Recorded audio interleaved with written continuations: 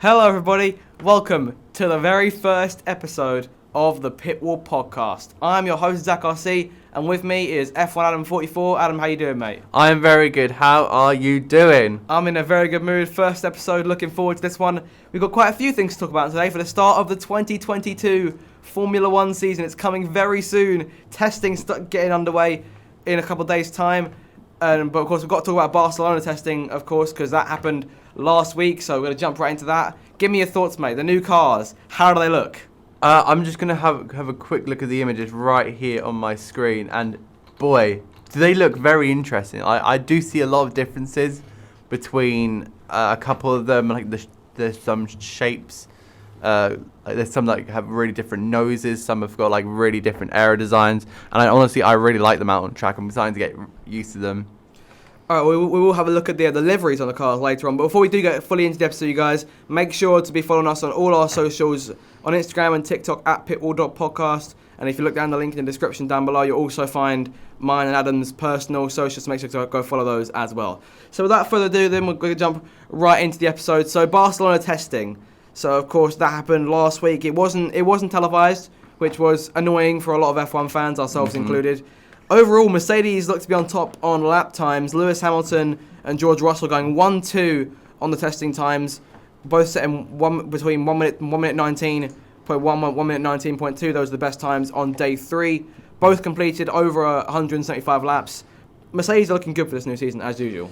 Yeah, I do think they know what they've got to do. They've got to try and get that championship back from. They won the Constructors, but they want to extend that to a 9th Constructors' Championship in a row. They want to get Lewis's 8th world title. Hopefully George Russell is comfortable in that seat. I haven't actually listened to any of the interviews, but I might do for when Bahrain comes around. We might have a chat about that. And I've been really looking forward to like all these drivers jumping in their new cars and getting used to the new aero. Because of course it's more for following cars and trying to overtake, we did see a little clip of 3 drivers following each other. Yes, it was down the straight, but I think that might show from the data that the teams are gathering that it could actually be working. One thing I do want to point out is that a couple of days ago we were looking around the internet and we saw something that's quite interesting. Mercedes making innovation potentially with the side pods. If things go right, then there could be almost no side pod in that car, but that could make them over a second faster compared to their times in testing, and they're already on top based on these best times that are on my screen right here. So this could be what Mercedes need to start dominating this new era, which is definitely not what fans want to see. Considering the whole point of these regulations is to provide closer racing. If Mercedes is going to run away with it, then what's really the point? Yeah, I get what you mean. I think that the thing is with Formula 1, a lot of team principals have said like, oh, we want to like try and scrape any milliseconds off the car, and I think Mercedes have been starting to get very inventive with the designs. Of course, they had the dual axis system at the start of 2020, which eventually got banned for the 2021 season. And of course, these are very smart engineers, and they can actually make they can make like shape of the cars like very, very overpowered from what we're hearing. I'm hearing Red Bull want to make it a bit more extreme car, and I'm sure the other teams will follow suit when it comes round for the first couple of races of the 2022 season. I do want to say about Red Bull that the screen I'm looking at here with these times, I feel like Red Bull are still definitely up there because according to my timesheets, Perez was third set the third best time, and Verstappen set the 6th best time, but Perez's time was done on the C4s and Verstappen's was done on the C3s. So these guys are still just as fast. They've completed a total of 358 laps of testing, if my maths are correct, in Barcelona. My bad, we're going to Barcelona So we're going to Bahrain soon. I can't speak. I can't speak. But yeah, so we just had Barcelona. We're off to Bahrain now. He gets it. But yeah, so Red Bull are still looking fast. What do you think the odds are of them retaining that driver's title and potentially going after the constructors? I definitely think that they know what they've got to do. They've tried a lot of teams. I think they have tried to make the best car possible with the money they've been given. Of course, we're hearing about Haas. Apparently, Haas has got the most developed car there, but they haven't been able to show it, I think. So it'll be very interesting to see what Haas are doing. Of course, they've had a bit of controversy over the past week or so. We'll probably get to that in a bit. We've also had a bit of a few engine failures for the Aston Martin and the Alpines. Things haven't been going too well for them. I mean, of course, new regulations, first test, you kind of do see stuff like this happening, but it's always going to be a worry for those teams when that does happen, because they've then got to figure that out by the time we get to the next test. If it happens in Bahrain, like during testing, then they could be in some serious trouble. And remember, Alonso, you got to remember, he's been hyping up Alpine for 2022, saying this is like big things. 2021 was just a warm up. Alpine. All these things. Yeah, Alpine will be coming into effect this year. Could Alpine be a no-show for next year? That is very interesting, because a lot of people have said Alpine's going to finish third. I've seen a lot of predictions going around social media saying, Alpine's definitely going to finish third. Alonso's going to be in the top 5 of the championship. And then there's been some other people saying they're going to be 8th or even 9th. I've seen actually someone predict him last. Really? Yep. And I've seen loads of people saying Fernando's gonna quit halfway through. A lot of people have been going bold with these predictions. I don't think you can go safe. If you are going to do predictions this year, I don't see you can go safe. There's not really a safe option. Yeah, it's definitely go big or go home on that front. And I feel like for Aston Martin and Alpine, it's year 2 on their projects now. And you got to remember, Lawrence Stroll, Aston Martin, he's trying to make this lot world champions, or world champion material over the next few years. So the start of these regulations are going to be absolutely crucial for him to actually make a start on that project. These regulations are going to be with us for a good couple of years. Yeah, I do think Aston Martin have gone through quite a bit of a change over the winter season. Of course, they've lost Otmar Safnauer to Alpine. They've had to bring in Mike Crack, who used to work for BMW Motorsports. They also want to work on their new engines for probably 2025, 2026, I've heard. So these guys are thinking to go very independent in the far future. All right, sounds good. I would like to move on briefly just to talk about Williams. Because according to my timesheets here, I'm not sure what it's saying on yours, Adam, but according to my timesheets on my computer screen here, Albon and Latifi on these lap times, 11th and 12th.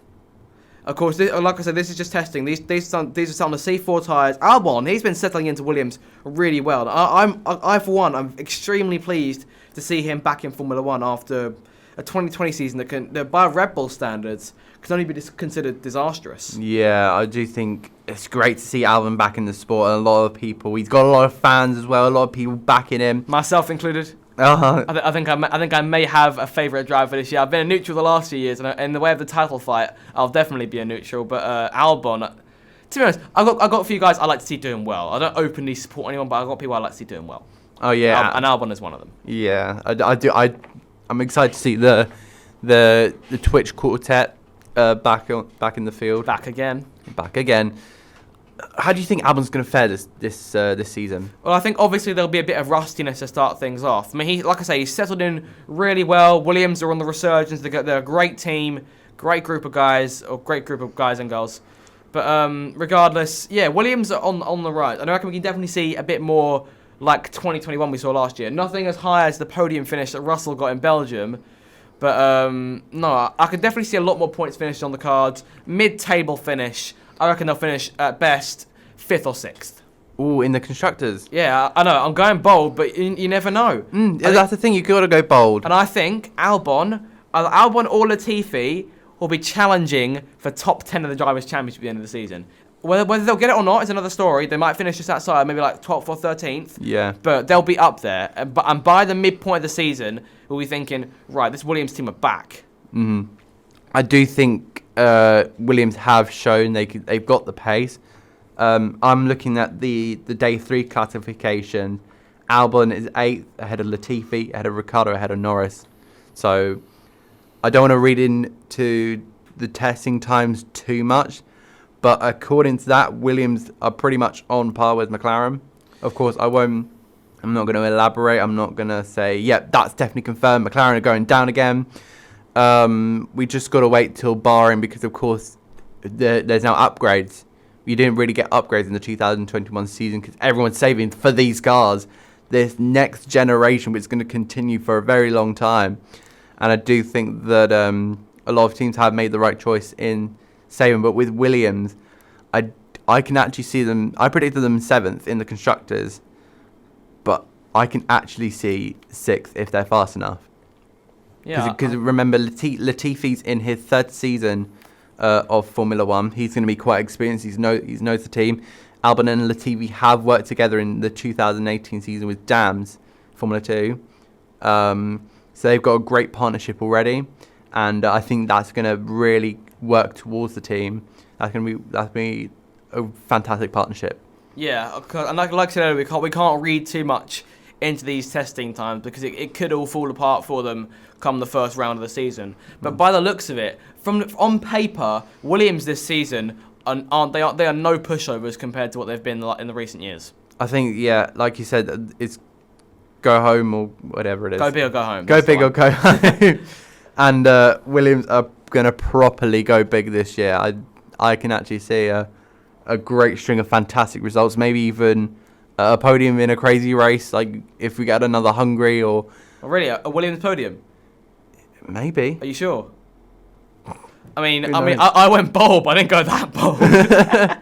Remember, crazy races do happen. They do happen, but in the last crazy race I saw, last actual crazy race, because Belgium, I wouldn't really count that as a crazy race. Obviously not. It was barely a race to begin with. I said Hungary. I was about to consider. Yeah, Hungary. Obviously, they got points that time. Which is always good to see. Yeah. But so we've talked about Williams, and then there's one last team I want to discuss on the front of coming off of Barcelona testing, and that's the biggest strugglers of the lot, Alfa Romeo. It can't be denied that even Haas had less struggles than Alfa Romeo did.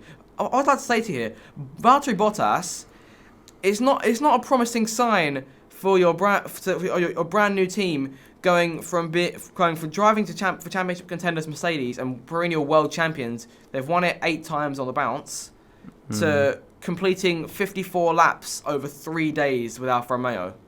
I do think they've got a lot of problems. I think Alfa Romeo are probably going to be the worst team on the grid. I just think they're going to have, according to that, a lot of reliability problems over the course of the season. Guan Yu Zhou's not going to be used to the car.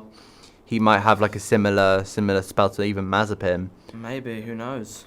So that's going to be quite a challenge for the Swiss-based team to try and get up through the field. But of course, again, upgrades, you never know what could happen. But I can't see it. I think they might do a Haas and then be like, right, we're not getting anywhere. Do want to say for the next season.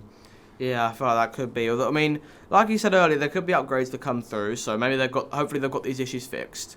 That's all we can really hope for because it is never nice to see 9 teams who are up there running and you've got one team down there at the bottom, like Haas did last year. Of course, and I feel like that more came down to the car. They decided very early on that they were like, right, we're not gonna go any further in developing 2021. We're gonna go right. It's 2022, and things went a little bit better for the testing than last year, or just like last year as a whole.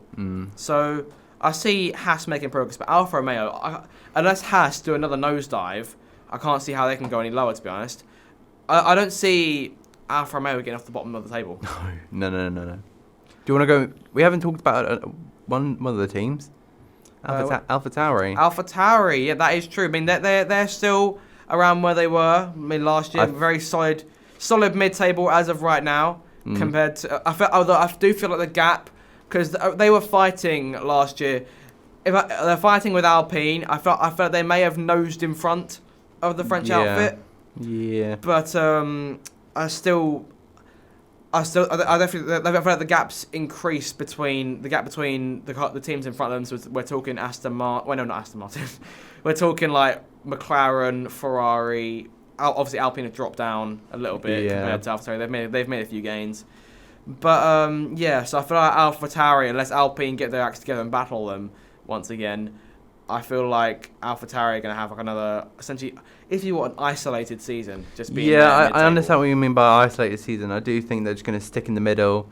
Of course, I was having a joke with my mate saying like, "Oh, imagine if AlphaTauri was actually faster than the Red Bull." I would love that. I would like to say AlphaTauri, credit where credit is due once again, year after year after year on the liveries. Fair enough, yeah. Because I first saw that white, I saw it in a leak the day before the launch, unfortunately, and I didn't think it was real. I thought this was not legit, and I was thinking, oh, Christ, this is something out of like a modded career mode on the F1 game. This would be like something that Arava makes. And then they launched it the next day, and I'm just blown away. Like the white on it, like I feel like they've done like a complete 180 on how the colour scheme goes. Because normally it's like for AlphaTauri it's been like a navy blue and a white, or like whatever you really consider that blue. But they've done a 180 this year, and they've gone mainly white and only a tad navy blue. And I like that. Yeah, I do. I really like it. I've got an image up on my screen right now, and I do think the color palette really works. Yeah.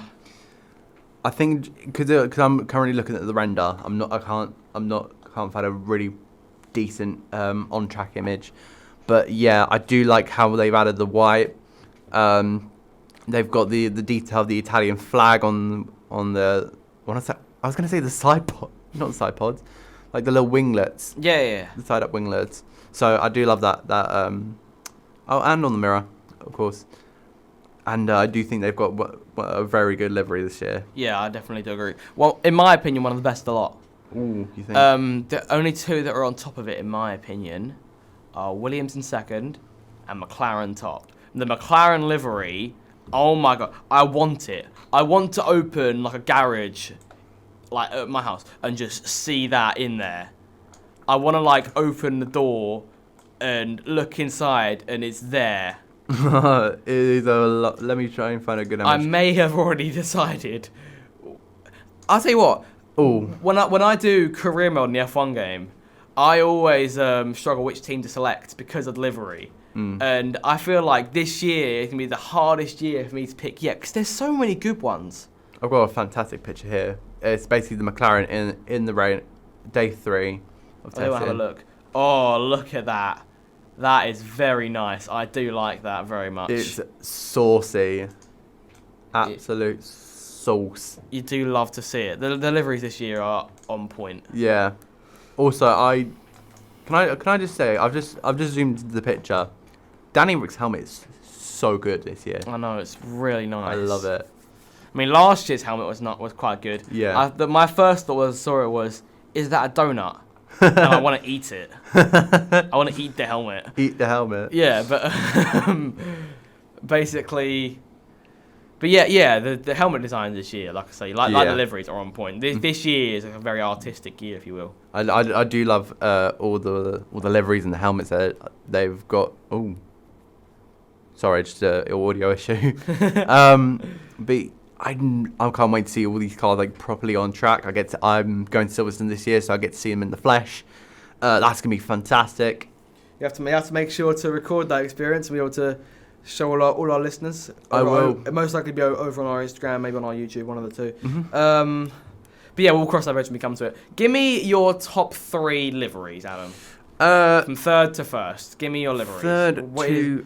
First. What is your list? Let me, because I've already put. Oh my god, another audio issue. But let me go down because I've already ranked my livery. So in third, I've put Alfa Romeo. Ooh, I first saw it. It looked like a Christmas present. It was very, very saucy. It was a very saucy livery. In second, I put Mercedes, I love the silver. I love the return of the silver.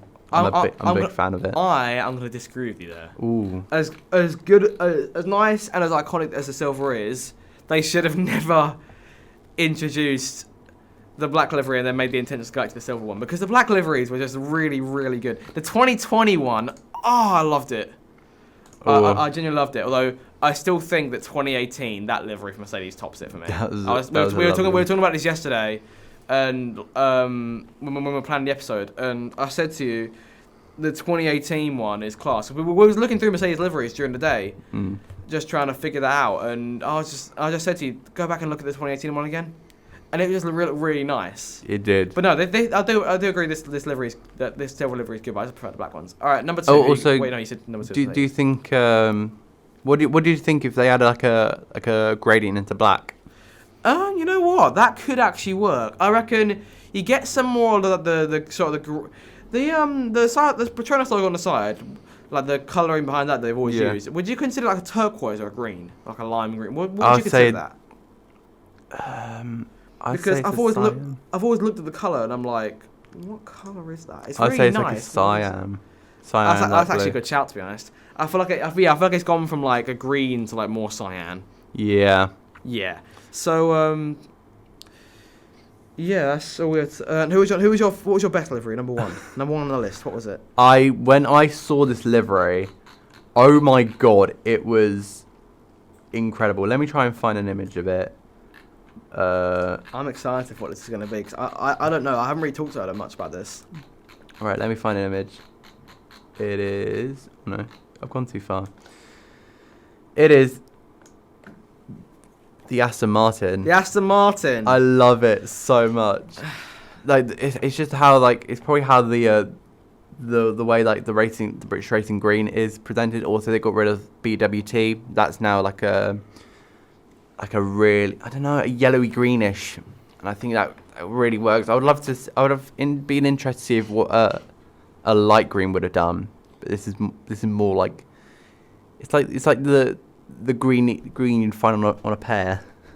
You might hate me for this. Go on. But the Aston Martin isn't in my top 3, and it's not in my top 5 either.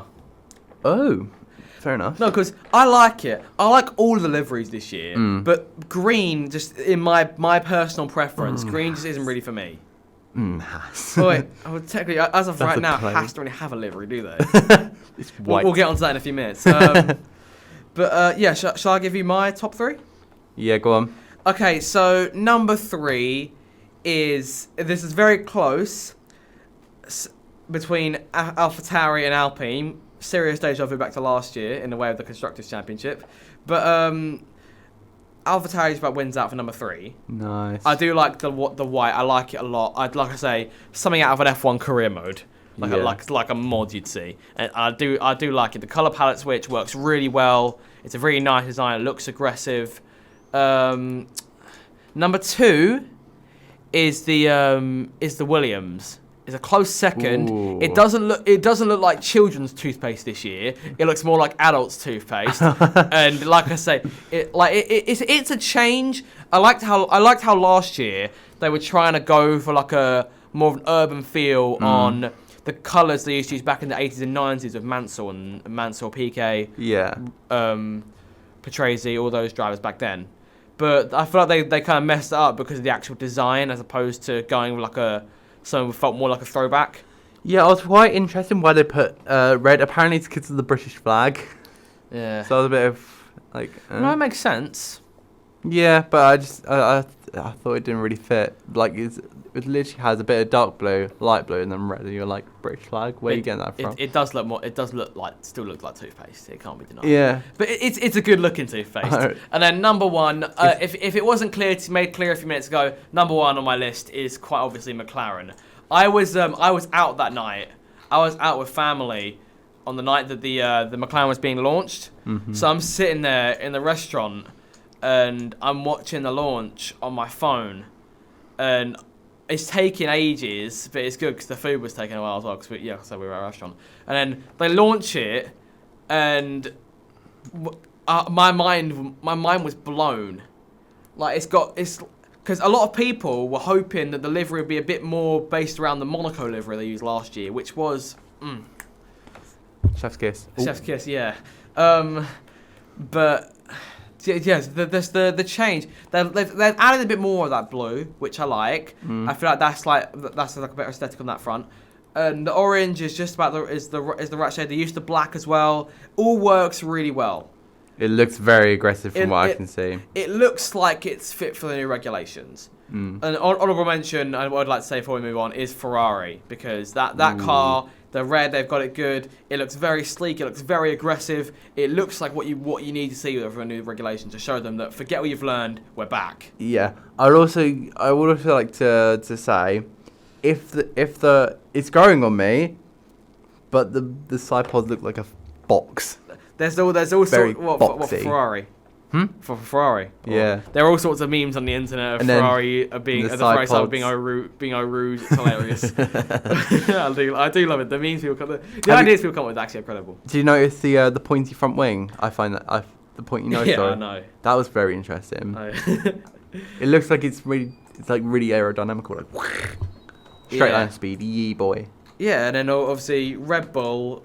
Ooh. Red Bull, you know what? We were live together on TikTok as we were watching. Oh, hang on. That's a picture of the Ferrari. Yeah, it's gonna be a picture of Ferrari. But yeah, it looks nice. I do like it.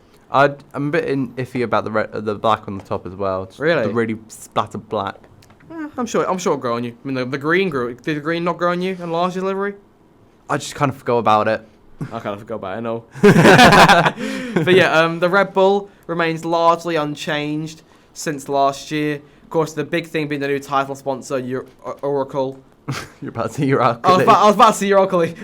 Probably shouldn't be doing that. But yeah, it's largely unchanged, but I don't mind the livery, to us. Me and you were live on TikTok on your account that day when it was being launched. It took an awful long time, and overall, I don't think the wait was worth it. No, I feel like they should have done what AlphaTauri did, like post a video about it or just do renders. Yeah, I thought it was like quite a basic. It was just let's get the car, let's get a show car to hide everything, then just slap a fat Oracle on it. Yeah, makes sense, and a bull on the engine cover. Of course, always good. But yeah, no, I like the Red Bull, but the fact that they're going unoriginal again and using pretty much the same livery as they do each year puts it further down on my list. Again, we discussed this yesterday, but I would like to see a big change from Red Bull, but I don't know what I'd do. And we know they can do it because we always see so many good testing liveries. Yeah. Like 2018, 2019, those liveries looked really good. Hell, even the camo they used in like 2015 or whatever it was, the zebra skin, looked really nice. But that definitely, before we go again, ideas, no, not using that for race trim. That just does not work. I'm looking at an image now. I do love that 2018 Red Bull camo livery. I know, it's so sleek. But anyway, this is more about this year's liveries compared to the last few years. Should we do like just a podcast episode where we're just talking about liveries? We'll do that at some point. You guys want to see that, let us know. All right, so I think that's what we got. We got some liveries, and we want to move on now to what's been going on with Haas recently. Yeah, that's been a bit of a... Well, Nikita Mazepin's Formula 1 career is, for all intents and purposes, down the kitchen sink. Literally. Like it's done. No more.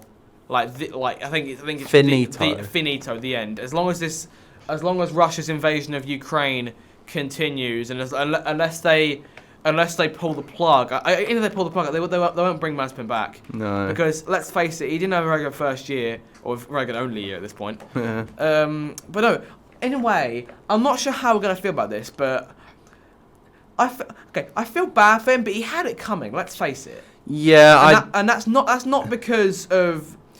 I do think we need to clarify this for those who believe that it's because he's Russian. It might be partly because of that. There might be what they're keeping away from us. But I think the main thing is Uralkali fund Haas's seat.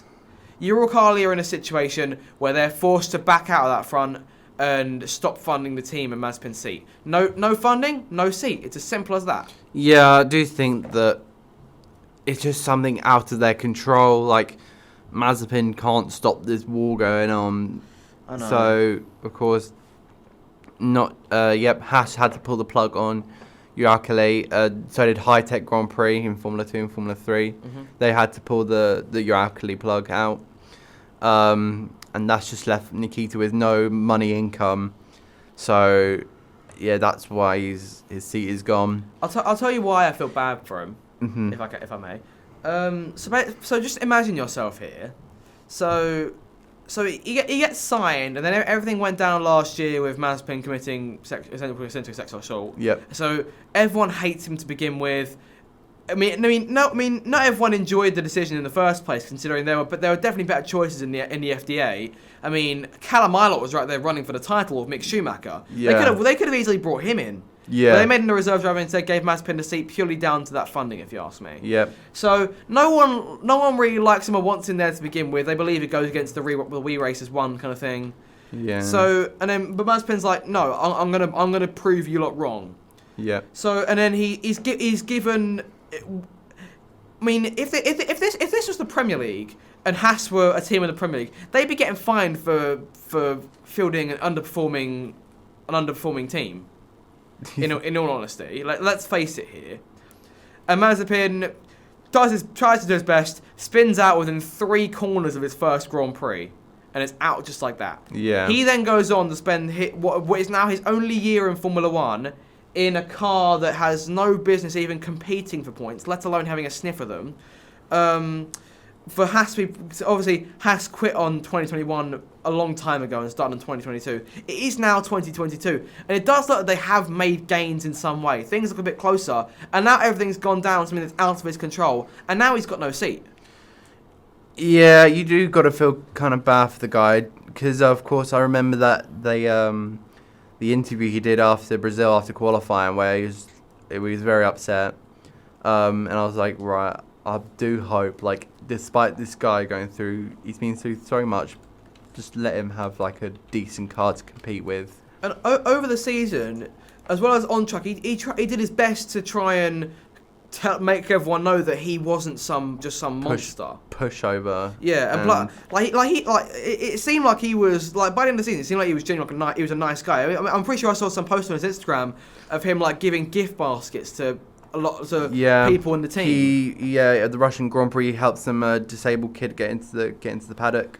Yeah, so the thing is, that's the thing. He's not just some heartless monster. I think he's realised what he's done, and he's realised all his hate, and he's like, I need to change myself, and he's done exactly that.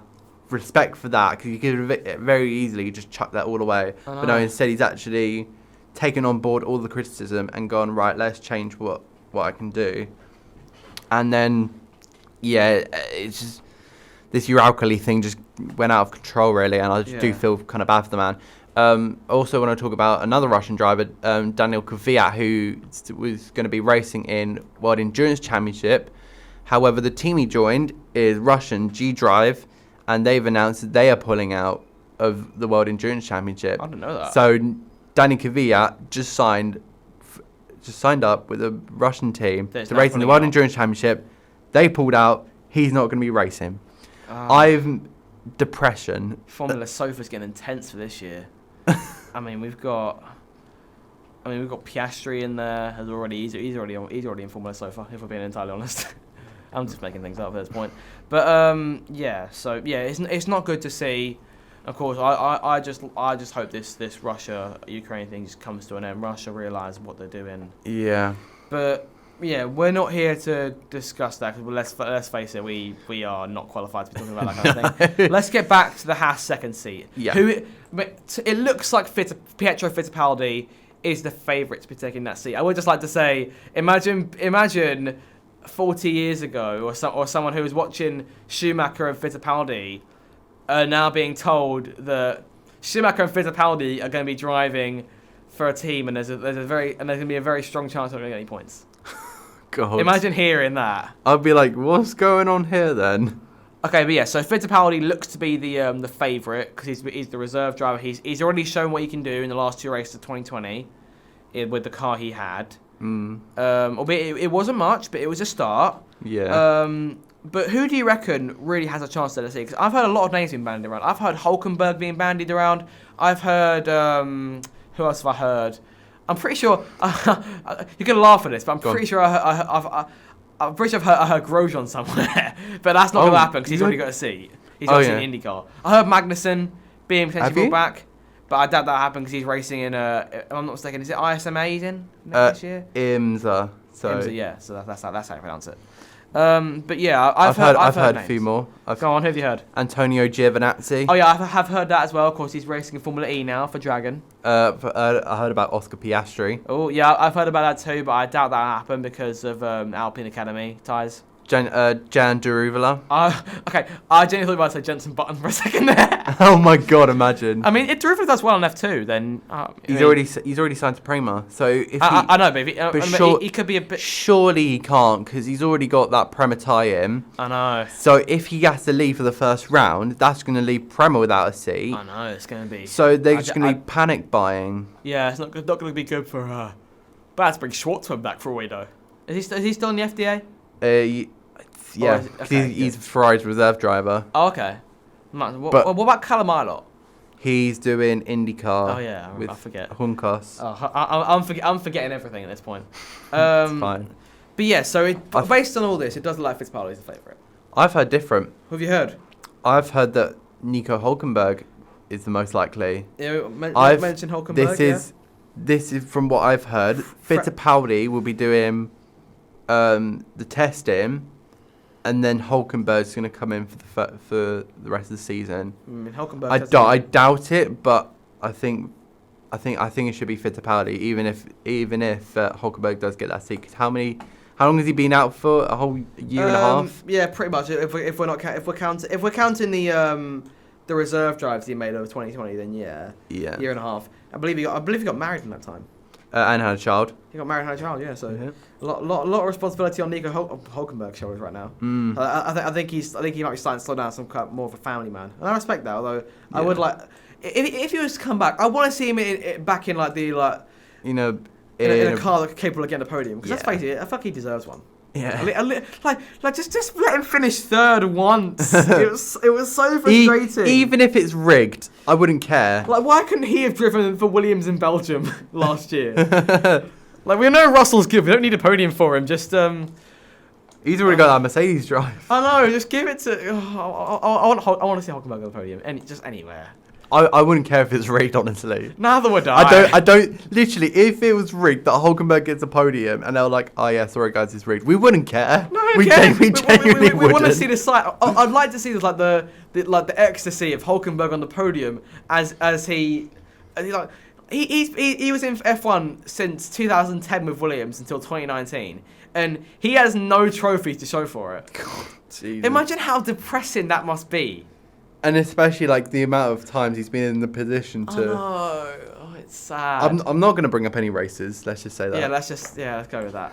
Might get even more PTSD over that. Okay, right. So it does look like Fittipaldi's favourite. Hulkenberg's an outsider. Yeah. So it could happen, but I think right now we're sticking with Fitty. Yeah, I'm happy with that. All right, so let's move on now to. We want to discuss championship contenders in F2 and F3. Yeah. So for Formula 2. Who have you got contending for the title this year? But before you start, I already know who your pick to win the title is. I mean, no, you don't even have to say it. I already know who you're gonna say. Do you want me to say it? Obviously, Dennis. Obviously, no, sorry. You're obviously gonna say Théo Pourchaire. Oh, I was gonna say Roy Nissany. No, I knew you were going to say Théo Pourchaire before you even started. It can't be denied. You have a crush on that man. No, what? In the harshest sense. No, I did. You have a crush on that.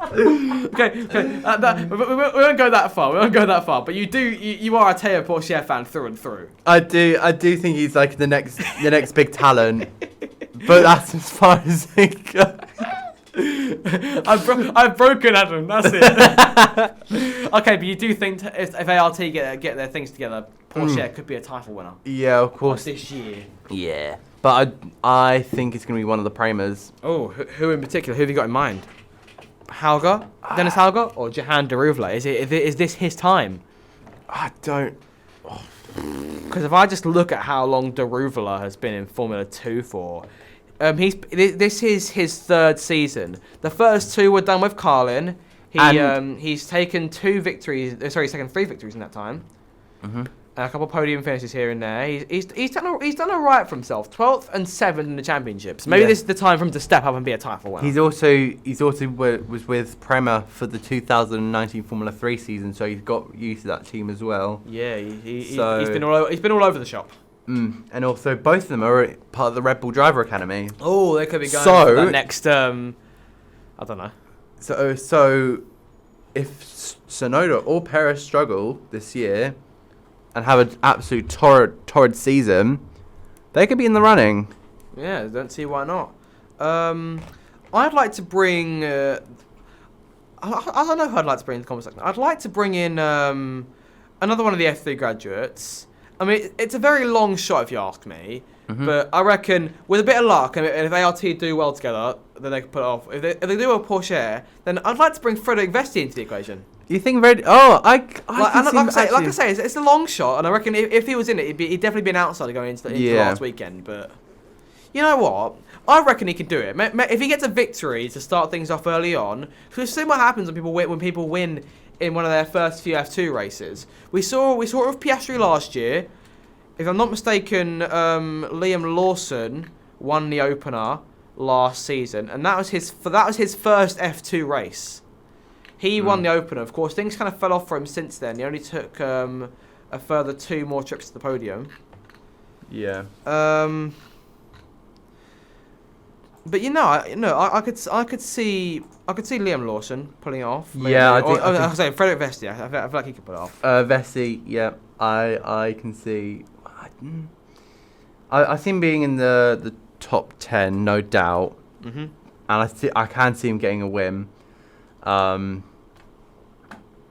Yeah, I'm just trying to bring up some results to possibly have a look at.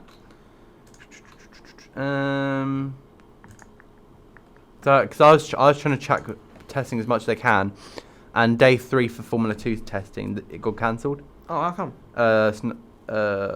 Sandstorm. Oh, that doesn't sound good. No. Come to Bahrain, they said. we won't have snow here, they said. We get because of course the snow a few years ago in Barcelona. Oh, I need to show you a video from MP Motorsport. It was one of the funniest things I've ever seen. Show me afterwards. Okay, I will do. But okay, it was very funny. So I've got something to look forward to then. Right, so give me your pick for the Formula 2 title. And don't just say Porsche because you like him.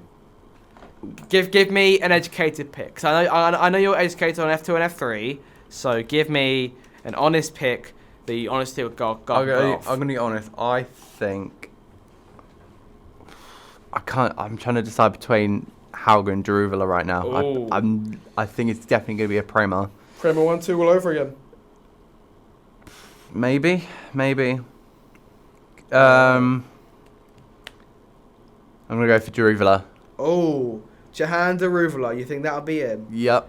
You know what? I agree with you. Do you think Jahan Daruvula will be the 2022 Formula 2 champion? It'll be by the slimmest of margins, as tight as it can get. It may even go down to the last sprint race for all we know. Oh. But Jahan Daruvula is our pick to come out on top, and we'll look at that later in the year. Yeah. Because we could imagine we pull off an absolute masterclass. I know, it could be unbelievable.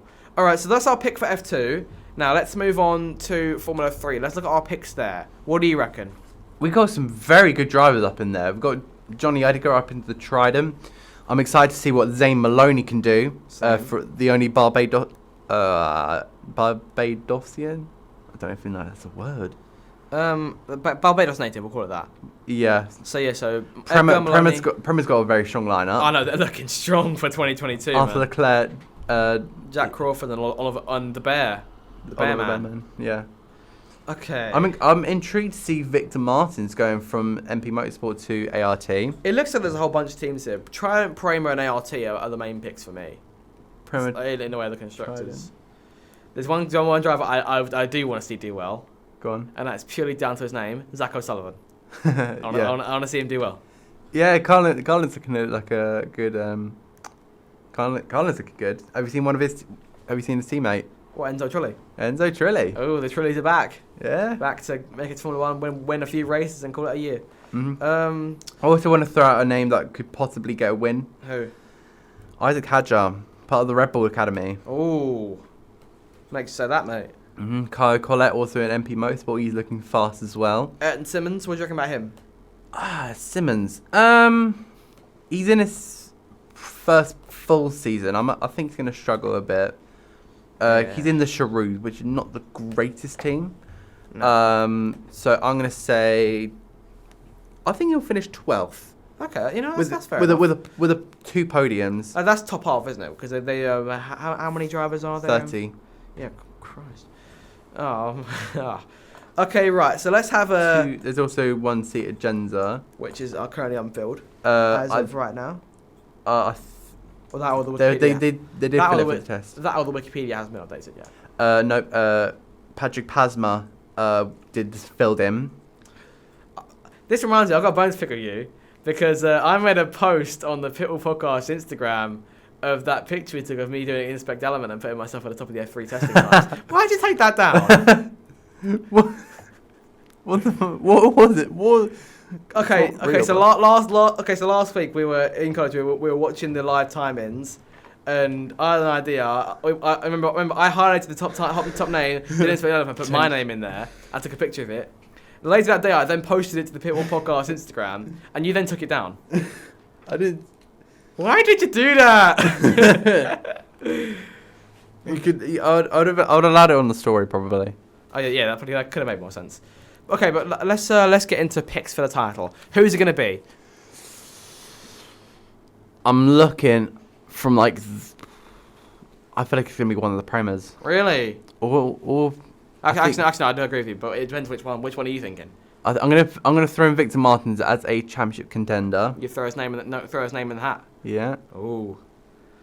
And I don't know how Trident's gonna be though. They've got Johnny Egger who's in his 2nd year, Stanek's in his 3rd, and Zane Maloney's in his debut season. Ooh. But I think he did really well in Frecker. Let me look. What? No. Yeah, he got a win, 1 pole position, 1 fast lap, 7 podiums. So he's going to be, and he finished 4th overall. Sounds pretty good. That's a really competitive field. Okay, so of that competitive field, who is going to win the title? Who's going to win it? I'm going to jump on a little bandwagon here. Go on. Arthur Leclerc. Oh, you know what? I disagree with you, quite frankly. Go on. This could be a long shot based on experience. I'm going Oliver Behrman. Wow, I know. he's a good driver. I'm not putting it past him. Arthur Leclerc, I reckon he's got a chance, definitely. Those Premos are going to be strong. And I reckon Premo and ART are going to fight to the end, with Trident thrown in there for good measure. And that is my pick. I'm picking Behrman. So we're just going to have to see who's close to the top between Leclerc and Behrman come the end of the season, all right? I think that's going to be very, very interesting. I think we've got... Yeah, I think it's going to be a very good season. We're going to be seeing a lot of, I'm going to say, rivalries being made and a lot of different winners. Yeah, I hope we get loads of winners. All right. Well, I mean, it all sounds very good, doesn't it? Yeah, I'm really looking forward to kicking the season off in Bahrain. I'm looking forward to this year in general. And I hope all of you guys who are listening to this podcast are too. So with that then, we've covered everything. That'll be the end of the first episode of the Pitwall Podcast. We do really hope you've enjoyed it. This has been a project that's been building up for a couple of months now. We've been looking forward to getting things going. So make sure to follow us on whatever platform you're watching this on, whether it's on YouTube, whether you're listening on Spotify, wherever else you find podcasts. Make sure to follow us there, rate us 5 stars, do whatever you do. Make sure to follow our socials, Instagram and TikTok, at pitwall.podcast. We'll be covering all the news, perhaps making some other content there. And then you'll find mine and Adam's personal socials, which you can go and follow. My YouTube, my TikTok, his TikTok, Instagram, this and that and the other. Yeah. So from us then, it is goodbye, and we will be with you next week. Thank you very much, guys, for tuning in, and we'll see you next week. See you later. Peace out. Peace.